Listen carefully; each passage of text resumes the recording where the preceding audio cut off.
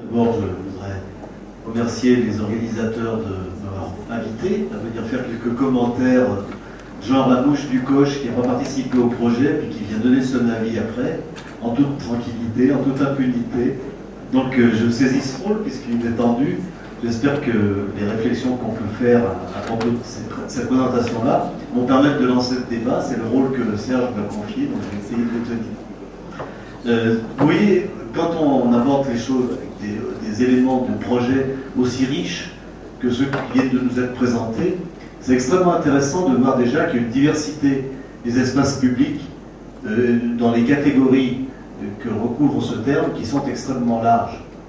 Il y a des tailles extrêmement différentes, puisqu'on est à l'échelle du territoire lac, on est à l'échelle d'un parc urbain dans l'autre cas, on sait qu'il existe plein d'espaces publics d'autres formes, ce qui couvre des jardins, des places, des esplanades, des marchés, des rues, des choses extrêmement différentes, qui concernent du construit, de l'aménagé, du naturel, en passant par l'ordinaire, le remarquable, l'endroit qu'on va faire vraiment un détour pour aller voir, le permanent, l'événementiel, bref, tout un ensemble de catégories extrêmement diversifiées. Et alors, dans toutes ces catégories d'espace public, qu'est-ce qui caractérise la notion d'espace public? Qu'est-ce qui fait qu'il y a des éléments, des critères, des qualités qui caractérisent l'ensemble de ces espaces-là? Alors, il y a plusieurs critères. Le premier, me semble-t-il, c'est l'anonymat. L'espace public, c'est un endroit où vous pouvez aller sans qu'on vienne vous poser de questions sur qui vous êtes, ce que vous faites là, pourquoi vous vous arrêtez, pourquoi vous vous arrêtez pas. Vous êtes dans un endroit où vous pouvez être anonyme. Et très souvent, dans le passé, le lieu de l'anonymat, c'était la ville. Et c'est pour ça que, paradoxalement, les principaux espaces publics étaient au départ des espaces urbains. Alors maintenant, on crée des espaces publics ruraux, comme on a vu tout à l'heure sur les lacs. C'est par extension, d'une certaine façon, c'est par contamination de l'urbain et de l'anonymat urbain sur des territoires qui auparavant étaient ceux de la familiarité, de la proximité et du voisinage. Donc ça, c'est un premier critère, l'anonymat. Il est vraiment constitutif de la grande ville. On s'aperçoit aussi sur l'exemple du parc que l'anonymat pose la question de la familiarité et de la proximité. Jusqu'à quel point un espace public va-t-il être ouvert? Quelle va être sa surface de rayonnement? Vous savez, à Grenoble, on sait tous que le parc de la Villeneuve, par exemple, qui est un des parcs les plus beaux d'Europe, et qui est très très peu fréquenté, parce que personne ne vient le voir de l'extérieur. Enfin, si, il y a des touristes qui viennent le voir de très loin, et les Grenoblois ne pratiquent pas, alors que c'est un des plus beaux parcs de la ville. Donc là, il y a quelque chose qui est, vous voyez, on peut avoir à la fois un espace public de qualité et le considérer comme quelque chose qui est privé en quelque sorte, ou qui est séparé de la fonction publique. Alors, ça, c'est le premier critère, hein, l'anonymat. Le deuxième, me semble-t-il, c'est l'altérité. L'espace public, c'est l'apprentissage de l'autre. On règle sa façon d'être, son corps, la façon de parler, la distance qu'on va mettre avec des gens qui ne sont pas de votre famille, avec qui vous n'avez pas été élevé. Comment ça se passe tout ça? Eh bien, ça se passe dans l'espace public. Alors là, au sens large, pas forcément dans des espaces spécialisés, mais c'est dans la rue, c'est dans les situations sociales de mélange des catégories, où on fréquente des gens sans savoir ce qu'ils sont. On peut les distinguer avec tous les codes vestimentaires, toutes ces choses-là, mais justement, le lieu public, c'est aussi le lieu de la disciplinarisation des corps. Hein, on sait comment on règle son comportement, des vêtements, des codes vestimentaires, d'un certain nombre de choses qui passent aussi sur ce lieu-là, qui se jouent sur ce lieu-là. Donc c'est en quelque sorte un apprentissage de la vie sociale qui se fait sur ces lieux. Et ce que vous nous disiez à propos du parc Ouagadougou sur les enfants qui viennent jouer, qui s'approprient ces lieux, on est exactement dans ce rapport-là. C'est une des fonctions clés de l'espace public. Il y a une autre chose, un autre critère qui me semble intéressant, c'est la gratuité, qui est une question. Hein. Tout ce que je vous dis là, c'est jamais un acquis. C'est toujours soit quelque chose qui est décidé, voulu, organisé, pensé, mais c'est jamais quelque chose qui va de soi.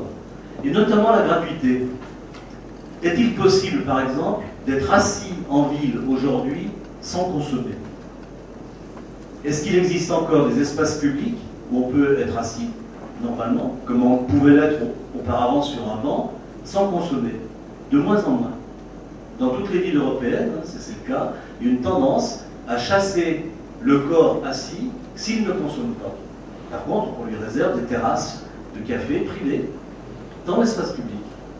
Là, il y a une fluctuation, une évolution qui fait que la gratuité est en question et on aurait intérêt, nous, clients, consommateurs, usagers simplement, à être vigilants là-dessus et à ne pas laisser gagner les pêcheurs du lac qui mettent une barrière, quand peut-être que c'est bien qu'ils la mettent à certains endroits, mais je veux dire, il faut savoir qui la met, quoi.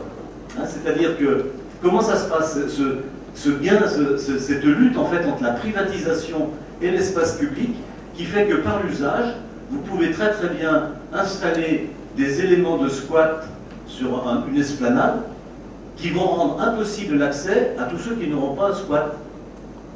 Voilà, c'est ce genre de choses qui se fait par l'usage et qui arrive à privatiser pas forcément à vitam aeternam, mais pour des temps donnés, certains espaces. Alors ça, c'est donc le problème de la gratuité. Et alors le dernier point qu'on pourrait, dans les critères, il y en a d'autres, mais pour aller vite comme ça, c'est la valeur symbolique des lieux. Vous voyez, la valeur symbolique, c'est quoi? C'est le fait qu'il y a des édifices, il y a des éléments du construit qui sont suffisamment remarquables pour marquer les espaces publics. C'est le lieu de la cathédrale, le lieu de la mairie, le lieu du stade, le lieu, etc. Des choses qui sont marquées par le construit, par l'architecture souvent remarquable. Ça peut être aussi par le naturel, ça va être le lac, ça va être une fontaine, ça va être un élément où il y aura un site particulier, quelque chose qui attirera l'intérêt particulier du lieu. Ça peut être aussi de l'immatériel.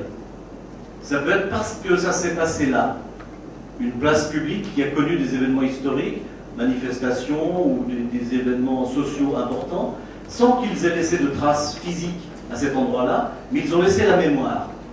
Et le lieu est donc marqué symboliquement. Et j'étais sensible au fait que vous souligniez le nom du parc Ouagadougou. C'est un nom très fort dans une ville qui n'est pas africaine, d'avoir cette référence-là, je trouve ça. Là, il y a un marquage symbolique du lieu qui me semble très important dans la vie même du lieu.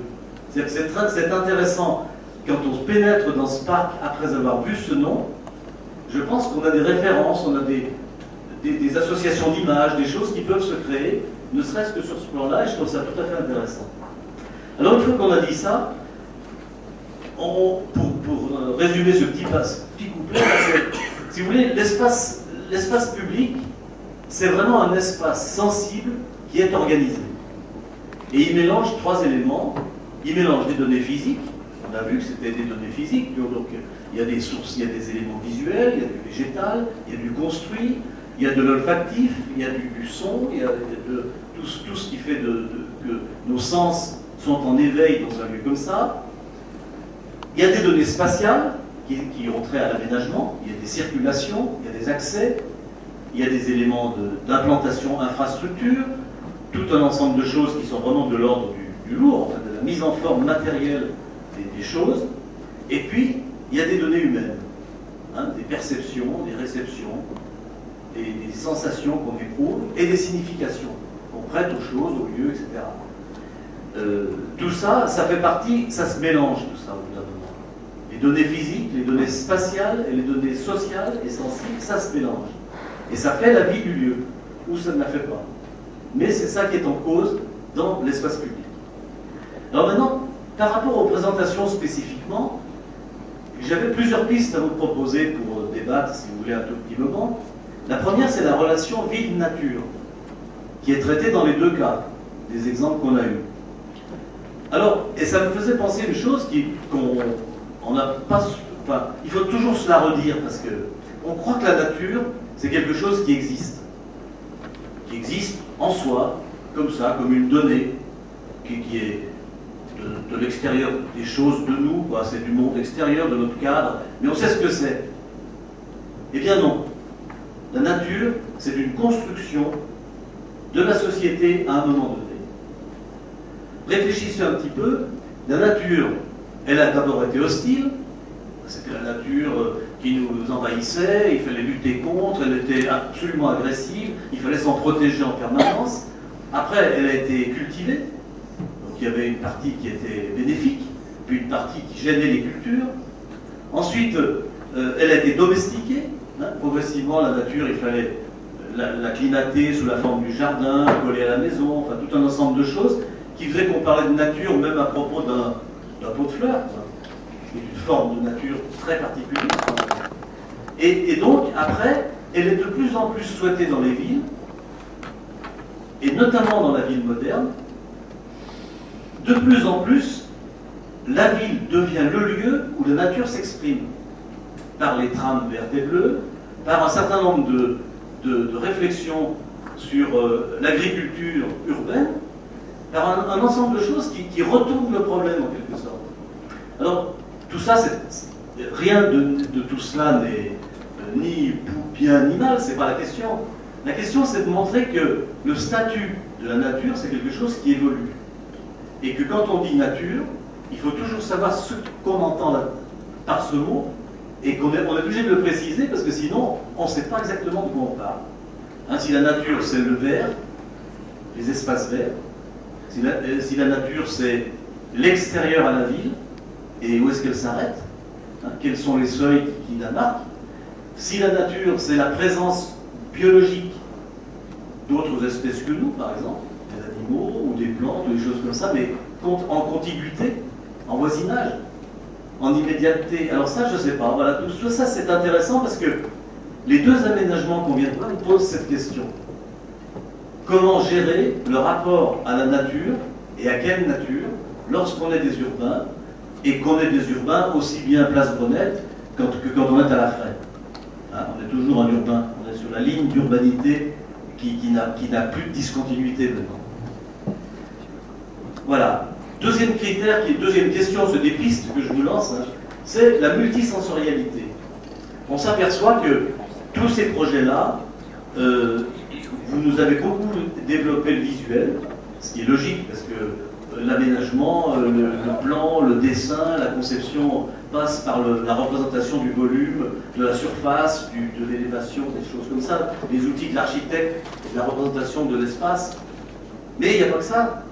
Il faut penser aussi au sonore. J'étais ravi qu'on nous parle des oiseaux d'Olivier Messiaen à propos de la Fraie, parce que enfin, ça c'est vraiment super, parce que les sites des lacs mathézins, au niveau sonore, ce sont des lieux absolument extraordinaires.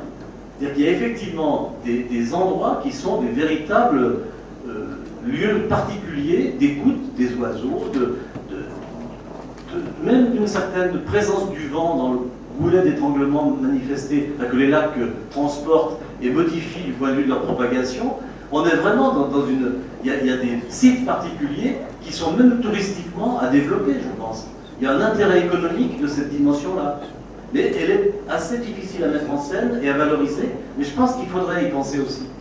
Vous savez très bien, pour prendre un autre sens que l'oreille, lorsque vous avez une batterie de barbecue en train de faire cuire ce que vous voudrez le long d'une plage, l'aspect visuel de la plage en est quand même considérablement amoindri, quoi. Il a pris un vieux coup de péjoration. Donc vous voyez, c'est pour vous dire que la multisensorialité, c'est pas oublié, notamment lorsqu'il s'agit d'aménager des sites qui sont liés au loisir ou à la découverte ou à des choses qui sont de l'ordre de l'agrément, de cette façon. Alors, ce qui est intéressant aussi dans ces exemples, c'est qu'on s'aperçoit que les interventions, elles se placent à des échelles multiples. Vous intervenez sur un petit lieu, sur un petit espace, et les conséquences, à l'autre bout de l'agglomération ou de la région urbaine, vous en avez la trace. Hein, vous modifiez un règlement de stationnement autour du centre-ville de Grenoble, je ne sais pas, du style, vous mettez les parcs-mètres le dimanche en fonction, et vous allez avoir au Sapet une modification de la fréquentation. Donc, ces systèmes d'interdépendance des échelles territoriales à propos de l'aménagement des espaces publics, c'est considérable. Et c'est encore difficile à gérer parce que justement, c'est un enchaînement de situations physiques, spatiales et humaines qui rendent les choses extrêmement complexes. Mais c'est intéressant de savoir que lorsqu'on fait le petit cheminement piéton en bois autour du lac à tel endroit, la résonance de cet acte-là peut se manifester à une échelle considérable. Et c'est très intéressant de voir que ces deux projets, je trouve, jouent sur une combinaison d'échelles. Et c'est absolument nécessaire de penser les choses avec cette multiplicité de points de vue. Et puis le dernier point, c'est la temporalité. On s'aperçoit dans les deux cas que ce sont des projets qui ont besoin de la durée. Et on sait que l'espace public, c'est l'inverse du projet que vous donnez clé en main. Parce que justement, la gestion, la maintenance, ce long travail d'appropriation par les gens, par les habitants, les usagers de passage ou résidents, c'est quelque chose qui prend du temps et qui est aussi important que la conception et que la réalisation. Alors là c'est vrai que dans les présentations, on n'a pas eu beaucoup de réactions de la part du public, des usagers. On ne pouvait pas tout faire, c'était déjà ample comme projet de présenter les deux en même temps. Mais c'est vrai que ça serait très intéressant d'avoir aussi un éclairage sur comment les gens, mais pas forcément ceux qui vivent tous les jours, eux aussi bien sûr, mais ceux qui passent, en fait, la diversité des fréquentations du public, comment ils perçoivent ce que vous avez mis en place avec cette difficulté, cette longueur de temps et tout ça. Là, il y a quelque chose. Et alors en même temps que je dis ça, ça n'est pas du tout avant on conçoit, après on utilise. Non, c'est beaucoup plus interpénétré. Et c'est ça qui est intéressant dans le travail du temps, c'est que Monsieur Dubois, Jean-Claude Dubois nous a dit, je cite, l'espace vide est une chance. Et je crois qu'on s'aperçoit, dans les deux cas, je crois, moi j'ai senti ça dans la façon dont vous avez présenté, que autant il est important d'avoir une pensée de la globalité pour mettre en place l'ossature d'un projet, les grands axes, la colonne vertébrale en quelque sorte, autant après, il est moins urgent de fixer trop vite les détails, de rentrer dans la déco, dans les superstructures, dans les choses qui sont un petit peu de l'ordre de la fixation quand on commence à dicter les comportements, voilà. Quand on commence à dicter les comportements ou les pratiques, est-ce qu'on a assez attendu l'inattendu? On peut toujours s'interroger là-dessus. Est-ce qu'on s'est dit, les propositions d'usage qu'on a faites, est-ce qu'on a suffisamment imaginé ce qu'on ne pouvait pas imaginer? C'est-à-dire la manière dont les gens vont détourner les choses, vont s'approprier ça, vont pas utiliser tel mobilier qui était prévu pour ça, il va pas exactement servir à ça, il va servir à autre chose, ou pas, ou au bout de 5 ans seulement, il va trouver un usage. Voilà. Tout ça, on se rend bien compte que c'est extrêmement difficile, bien sûr, de gérer tout ça. Alors vous voyez, donc c'est parvenir à équilibrer dans le même espace un support technique, des éléments perceptifs de multisensorialité, des facteurs de représentation, c'est le grand enjeu de ce genre d'opération. Concevoir un aménagement qui soit capable de relier des données physiques et des données humaines, qui guide des usages, mais qui soit capable d'accueillir des pratiques inattendues, qui prévoit la gestion, l'entretien, la durabilité, et qui harmonise les différentes échelles de temps, l'échelle de l'événementiel aussi, l'échelle de l'ordinaire, l'habitude, les jours normaux, et les jours remarquables. Ces différentes échelles de temps, il y a les échelles d'espace, mais il y a aussi les échelles de temps. Et puis enfin, qui soit capable de mélanger différentes cultures. L'expression d'une volonté politique, on voit bien dans les deux cas qu'il y a une volonté politique et un soutien politique absolument nécessaire pour ce genre de projet, pour les deux. Ça me semble très clair. Sans ça, il n'y a pas d'existence, il n'y a pas de corps, il n'y a pas de durée. L'expression de la culture de tous les experts qui sont convoqués par le projet. On voit bien les paysagistes, les économistes, les gens qui réfléchissent sur l'architecture, sur l'urbanisme, sur toutes ces dimensions-là. Tous ces experts sont nécessaires et ils ont besoin de se parler. Ils ont besoin d'être médiatisés pour pouvoir se parler ensemble. Et puis, bien entendu, l'expression de la culture des habitants, qui est absolument nécessaire, puisque c'est eux qui finissent le projet en quelque sorte. Même s'ils ne sont pas intégrés dès le départ, c'est eux qui vont le faire vivre. C'est eux qui vont s'en souvenir, c'est eux qui vont lui donner une histoire. Et donc, de ce fait, leur culture est absolument capitale aussi. Voilà, c'est un petit peu les choses que j'ai remarquées, que je pouvais vous transmettre pour relancer le débat. Serge va peut-être me rejoindre si tu veux l'animer. C'est, en conclusion, juste pour vous dire un truc, je crois que l'espace, c'est vraiment une ressource vulnérable. Et donc, quand on parle de l'ambiance d'un espace public, on sait qu'il s'agit toujours d'une question à la fois d'éthique et de politique. Je vous remercie. Sur l'appropriation et la multiculture des espaces, surtout quand on parle de l'espace de Ouagadougou, où effectivement là on a la culture maghrébine, la culture africaine et notre culture à nous. Et on s'aperçoit que l'appropriation de cet espace, elle permet justement de croiser ces multicultures et dans la fête et dans le jeu, de résoudre des problèmes d'opposition culturelle qu'on trouve après dans la société. Et en particulier sur un des aspects qui est important, qui est l'affect, c'est-à-dire le ressenti sensoriel. Et en particulier, dans un espace, on doit se sentir bien par définition. C'est-à-dire que l'espace, c'est effectivement quelque chose pour lequel tous les sens doivent pouvoir s'exprimer. 10 dernières années en arrière, on n'en parlait même pas de la biodiversité en ville. Or, on voit que dans ces espaces publics, on commence à avoir quelques exemples, eh bien on va avoir peut-être une biodiversité plus importante que dans certains espaces privés, même naturels.